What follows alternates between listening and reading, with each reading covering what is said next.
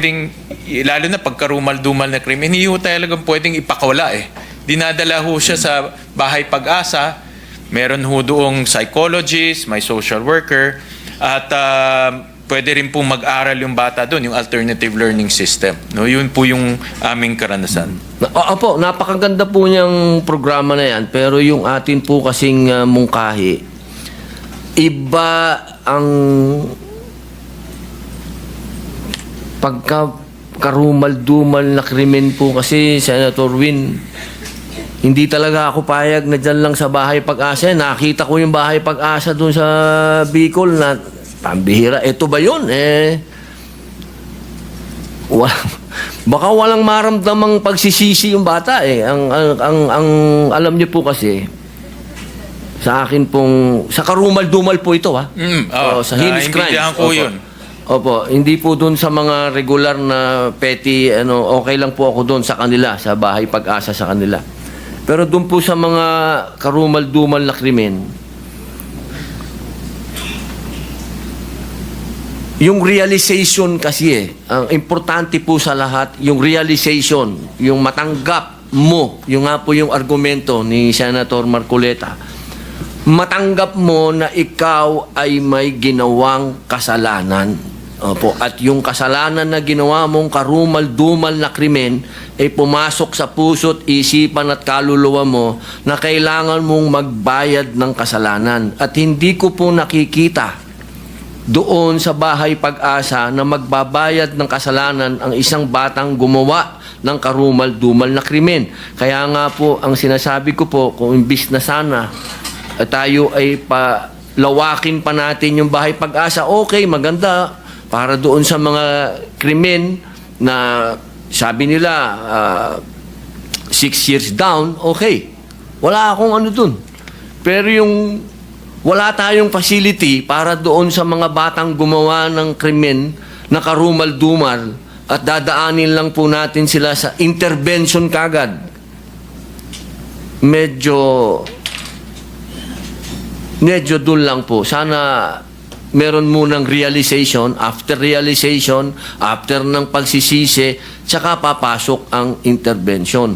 Kasi kung para dito sa mga nakaisip na mang-rape kayo, grupo, i-video nyo yung tao, i-video nyo yung bata habang pinapatay nyo, wow, kahit saan ko po tingnan, anong intervention ang gagawin mo dun? Kailangan muna yun, nung taong yun, nung batang yun, kung ano man siya, ma-realize niya muna yung ginawa niyang kasalanan. Paano niya ma-realize yun?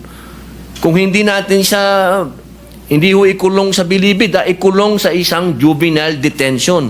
Meron naman po talaga dapat juvenile detention tayo sa Pilipinas eh. Wala naman po talagang, ang opinion ko po galing sa nangulungan eh. Ito po yung totoong mungkahi po sa inyo, na meron talagang criminal mind. Meron talagang mga taong nabuo na sa isip nila na sila'y kriminal. At yung pong pagiging kriminal na yon, hindi natin mababago yon ng kwentuhan lang. Kailangan yung pagdusahan niya ang ginawa niyang kasalanan. Kasi po, sarili po itong experience. Kung ako po siguro ay hindi ikinulong, ako po'y dinala lang sa lugar na kwentuhan tayo o psychologist o psychiatrist, baka siraulo pa rin po ako hanggang ngayon. Baka hindi ko po inabot ito siguro. Pero dahil ako po'y nangulungan, naramdaman ko ang malayo sa pamilya ko, naramdaman ko ang init, ang baho sa loob ng kulungan. Na ang kulungan po ay dapat ang laman ay 60, kami 100 mahigit sa isang selda. Ang iba'y nakahiga, ang iba'y nakaupo. Sa loob ng CR, may taong natutulog, 4 na tao. Iihi ka, makikiraan ka. Pagyaan po lahat yan, nadaanan ng isang tao, doon ka mag-iisip na magbago. Yun lamang po ang aking mungkahi. Hindi ko po kayo kinokontra, lahat kayo, tama po ang sinasabi ninyo, lahat yan. Ang argumento ko po doon lamang sa gumawa ng heinous crime. Hindi po ako sang-ayon na ito lang ang gagawin natin sa mga ito. Dahil hindi po ako naniniwala na itong mga batang ito ay dapat ituring na bata kapag ikaw ay gumawa ng ganyang krimen. Dahil yan, imposibleng hindi mo alam yun. Imposibleng ikaw ay musmus para magplano, na kapag plano ka na ganito gagawin natin, aabangan natin, pag inabangan natin, kukunin mo, ikaw mauna.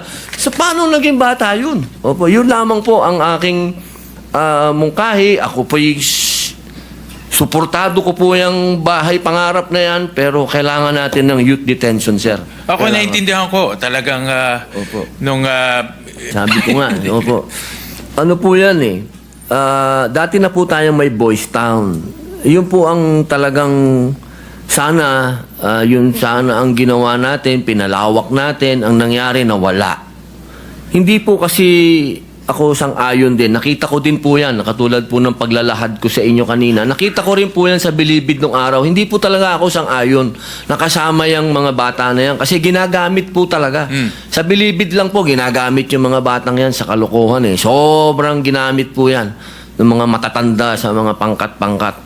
Kaya po ako, sinulong ko yan na ihiwalay. Kaya ngayon po, yun po yung binibigay kong idea. Kasi yan din po yung ginagawa ng ibang bansa. Meron din po silang youth detention center. Yun po, sana, iba pa rin po kasi yung alam mo na ikaw ay nakakulong. Na nagbabayad ka ng kasalanan po. Yun lang po yung gusto kong maramdaman ng kung sino man itong mga kabataan na nakakommit ng heinous crime, maramdaman nila na nakakulong sila. Na meron pader, meron talagang mga dapat sundin na yung rehabilitation mo kasama yung formation mo bilang tao. Kasi alam niyo sa Bilibid may disiplina eh. Kasama yung hindi puro utak mo lang, hindi puro yung pag-iisip mo lang ang iniisip, pati physical mo. Pati physical mo inaayos ng pangungulungan.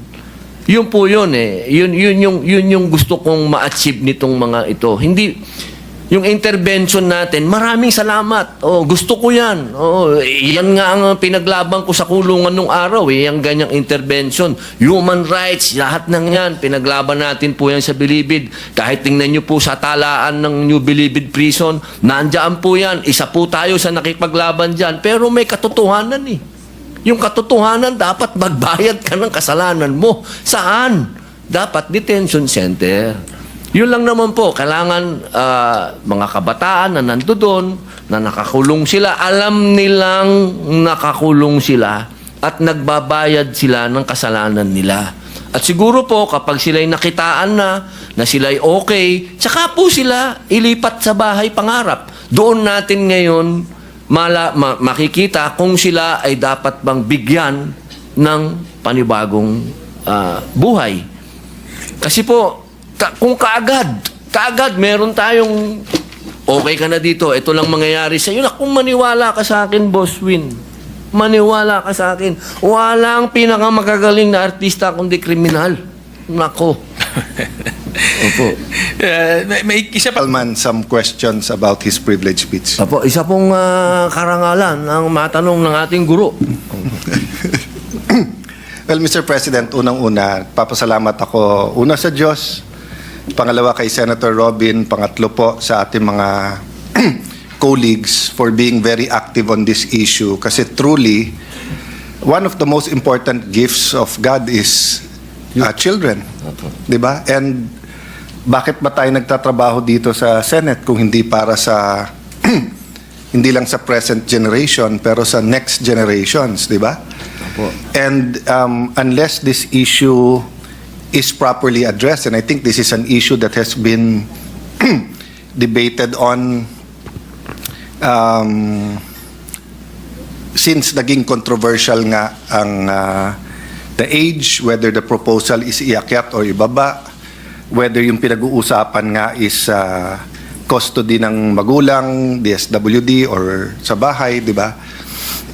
And I'd like to thank Senator Pangilinan for, elaborating and making it clear na iba yung batas, iba yung myth, iba yung implementation, iba yung palpak sa implementation. Kasi that's the first point I want to make, building on that, no? If you look at my record in terms of mga penalties, I've also learned from it since I first became a congressman in 1998, di ba? Kasi meron talagang karumal-dumal na krimen. So yung iba hindi naniniwala sa death penalty, yung iba naniniwala sa death penalty. Yung talamak naman na corruption, sabi nga ni Senator JV, ang ating majority leader ngayon, na hindi pwedeng i-expose lang, hindi pwedeng pagalitan, ipahiya. Dapat yan kasuhan at ikulong. Di ba?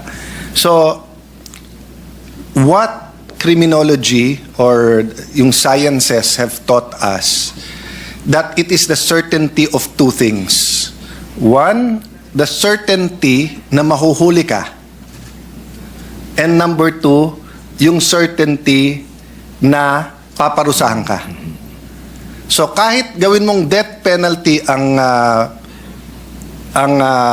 jaywalking, kung ang tingin ng tao, wala namang papatay sa atin, jaywalking yan, di ba?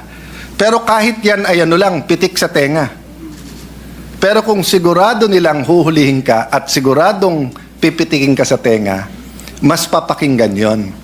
So, yun yung una kong tanong na, do you have a sense, given your experience, both nung riding high as the first Robin Padilla na nakilala namin sa sinihan, no? Whether it's the bad boy or whether it's the charming romantic. Secondly, when you were in jail. And thirdly, when you left jail. And fourthly, na ngayon na senador ka na, experience mo ba na parang ang dating sa mga minor de edad, hindi naman tayo hulihin at hindi naman tayo paparusahan? Opo, maraming salamat po, Senator Alan. Alam niyo po, kanina nailhad ko po yan. Noong ako po ay 10 years old, siyempre po, ang lagi nating nasa isip, anak ka ng gobernador, malakas ka. So, pag ginuhuli kami ng pulis po, lagi tayong nakakalabas. So, nandun po yung sinasabi ninyong hindi ako makukulong kasi meron akong sandigan. Opo. Kaya po yung hanggang sa nag-artista po ako, ganun pa din po ang nangyari dahil tayo po'y napalapit naman sa isang pangulo at yung pangulo na yon naging sa bandang huli, pinakulong din po niya tayo pero konsentidor din nung una. Opo, no? Kaya po nasasabi ko, tama po yung sinabi ninyo na hanggat hindi ka naniniwala na makukulong ka at mapaparusahan ka, dire-diretso po yun. Let me appreciate both your humility. Opo. Narinig ko yung sinabi, yung tama naman yung dinidiscuss dito, sa'yo naman ay personal experience. Opo. And let me also appreciate yung, ang sinasabi mo kasi yung nangyayari sa kalye, yung appreciation eh. Opo. So, may laban between the intellectual and the upper middle class and those in the gated societies versus what's happening in the streets. Opo. At sinasabi mo, hindi lang in the streets of Metro Davao, Metro Cebu, Baguio, capitals ng ating mga probinsya, but Metro Manila, but it's happening even in rural areas, no? Opo. So the point I want to make, Mr. President, is kasi mahilig tayong kumopya, partly colonial mentality dahil mahigit 300 years tayo under the Spanish rule, although administered by Mexico, and the American rule, no? Partly also because siguro mahaba history nila sa human rights, but kung makikita mo kasi sa West, ang kanilang focus ay individual rights. Yung individual. So, wala akong I accept and I respect and I agree. Tignan yung bata. Importante yung bata. Importante yung hindi lang punishment, pero importante din yung rehabilitation, etc. But in Asian societies, Eastern societies, may emphasis on the family, may emphasis on society in the barangay, kaya nga bayanihan di ba? So ang punto ko, parang nawala kasi yung emphasis na kung ano man ang magiging akma, whether it's better implementation of the law or whether it's amendment of the law, whatever happens, dapat malinaw, matanda man o matanda, that you cannot do the crime if you cannot do the time. Opo. Di ba? Opo. Kung hindi mo kayang pagbayaran yung consequence ng action mo, I think it was Bishop Pastor Peter Tanchi who always said na, you're free to make a decision, but you are not free to decide ano yung consequence ng decision mo. Di ba? So kung teenager ka, gusto mo maging sexually active, na sa iyo yun. Pero pag nabuntis, wala kang ibang sisisihin. Kung ikaw yung lalaki, ikaw nakabuntis. Kung ikaw babae, nabuntis ka. Kasi kayo nag-decide na mag-sex, assuming consensual yung sex. So, walang pwedeng magsabi sa yung wag, kahit magulang ngayon. Of course, your parents can say that, di ba? So, if any one of us here want to vape, that's up to you. Pero kung magka-lung disease ka, that's not up to you. Di ba? Kasi part ng science yan Di ba na bawat desisyon mo, kung mandaya ka sa exam, nasa sa'yo yan. Pero pag nahuli ka, expelled ka, ano bang ine-expect mo? So ang point ko, Senator, Brother Robin, di ba? There are many issues included here. Halimbawa, corporal punishment. On one hand, there is a lot of science showing na let's step away from corporal punishment. On the other hand, hindi ko lang alam sa Quran, sa Bible, di ba, yung do not spare the rod. Di ba? So, dun sa show namin ng ate ko, kasama ni Boy Abunda, na naging topic yon na kasi meron isang magulang, bata kasi siya naging magulang, kino-complain siya ng ate niya kasi ina-abuse yung mga anak niya. Yung sobrang palo, etc. Pero ang pagkasabi naman nung ate niya, parang matanda na sila, ginaganon pa. So parang sabi ni Ate Pia, so nung bata pa, okay na i-abuse. So, nung tinatanong ni Kuya Boy Abunda, so tama ba any kind of palo masama? So sabi ko, iba yung masama sa bawal. So there are certain people who believe any corporal punishment sa bata bawal. There are certain people who believe pwede. But sa batas, malinaw ang bawal yung abuse. So for example, kung halimbawa sinumbong nung sa kantin, nagnakaw doon, bawal bang paluin ang kamay? Pero obviously, Senator, di ba? Halimbawa, sinuntok sa tadyang o sinipa sa pinasa. Obviously, abuse yun So, where do you draw the line? No? But ang point is that in a more disciplined generation, two of the secrets, of course, is that walang droga. Kasi nung nagkaroon ng shabu, umiba talaga Iba nung cocaine, morphine, heroin, and marijuana At iba talaga nung nagkaroon ng shabu kasi shabu does certain things to your brain. Halimbawa, hallucinations and mental. It's scientifically proven, di ba?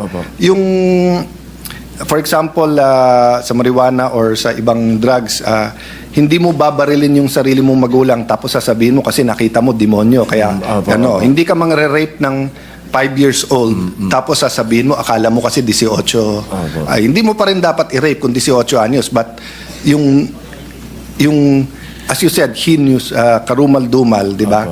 But the point I want to make is that as we look at all of this, because I'd like to commit to you today that we will prioritize this, and of course to our colleagues, what is important is that when we come up with a consensus, malinaw sa magulang at saka sa bata that government rewards doing good and punishes doing bad.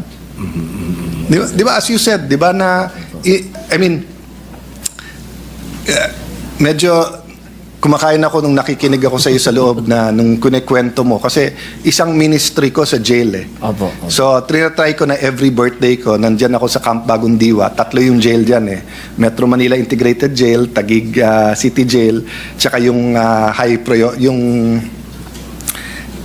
yung mga ang tawag, high security, Opo, opo. 'di ba? And over time, nagkaroon kami ng mga programa diyan, computer programs, etc. no. So nung sinasabi mo na parang pag punong-puno, pag sa CR, siyempre pag nandun naman ako, gusto kong maayos, 'di ba? Opo, opo. Malagyan ng TV, programa, etc. So doon talaga naglalaban yung theory at saka yung actual sa nangyayari. Kasi kung susundin mo rin sa Western, which kita ko naman yung punto, hindi lang punishment yan, rehabilitation din, at kailangan din yung dignity ng life. So ano naman yung dignity na ang selda pang 10, 30 kayo nandun? Di ba lalo nung COVID? Di ba lalo nung COVID na lahat tayo gumagawa ng paraan wag magkasakit, tapos sa mga kulungan, marami talagang nadali kasi walang protocols, walang PPE, tapos punong-puno, no? But the point I wanted to make is that in every law we make, we have to input our culture. Anong kultura ng pamilyang Pilipino? 'Di ba? Anong kultura ng Malilenyo? Anong kultura ng taga Bicol? At sa kultura na 'yan, since we are acting as a family and as a society, how do we make sure na, kasi sasabi natin may discernment ba o hindi? Okay, ibalik natin doon. Kung klarong-klaro sa kanila sa kahit anong edad na eto masama, etong mabuti, then hindi ka papasok sa discernment kasi itanong mo lang sa bata at nangyari ito sa Palawan. Nung araw, especially during the time of Mayor Hagedorn, di ba? Magtapon ka ng upos ng sigarilyo, bata ang pupulot. Ibabalik dun sa turista at sasabihin, sir, hindi kami nagkakalat dito sa... So nakaka-discern siya na mali magtapon at mali magkalat, di ba? Sapagkat society as a whole sees that. Pero I was watching over Sunday si Pastor Paulo Punsalan, sinasabi nga niya na pag may nagtapon ng cup ng McDonald's, Jollibee, parang gusto niyang katukin at huwag ka magtapon, di ba? So syempre, kung ikaw 10, 11-year-old at yung tatay mo bubuksan yung bintana, magtatapon dun sa kalye, ang tingin mo tama yun. Di ba? Pero kung napapanood mo sa social media, napapanood mo sa TV, napapanood mo sa bahay, mali is mali, alam mo na rin kung anong mali. Ang problema sa YouTube, nahuli ko mga pamangkin ko one time, eto Western mostly, may mga YouTube channel, walang ginawa kung hindi ipakita paano mangalas ka sa school. Paano alaskahin teacher. Yung spirit lang ng medyo rebelde, cool ka, etc. Yung iba nakakatuwa, pero yung iba over the line na. So, in that case, it doesn't matter if you're 14, 15, 16, 17. Nako-confuse talaga eh. Kasi we used to live in a society na at least 80-90%, klaro kung anong tama, klaro kung anong mali. Pero ngayon, you live in a society where yung mali, sinasabing tama, yung tama, sinasabing mali. A good example now is abortion. Very, very clear sa ating konstitusyon na bawal yan. Di ba? But pakonti-konti lumilitaw na openly. Pati Commission on Human Rights, isipin mo. Nahuli natin na gusto i-decriminalize. Pag dinicriminalize mo ang abortion, ano yun?